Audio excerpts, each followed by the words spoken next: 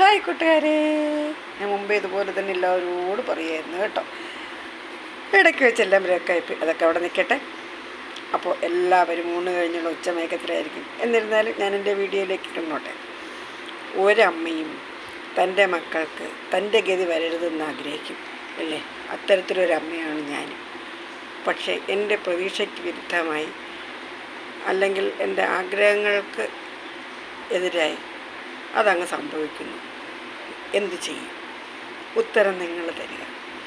ഒരിക്കലും നമ്മൾ അറിഞ്ഞുകൊണ്ടോ അല്ലെ വേണമെന്ന് വെച്ചോ അല്ല, പക്ഷെ അനുഭവത്തിൽ അങ്ങനെ വരുന്നു, അല്ലെങ്കിൽ വന്നുകൊണ്ടിരിക്കുന്നു, വരുന്നു.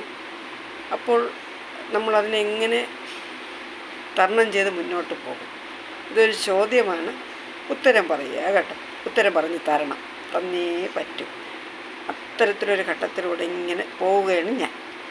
Okay, by.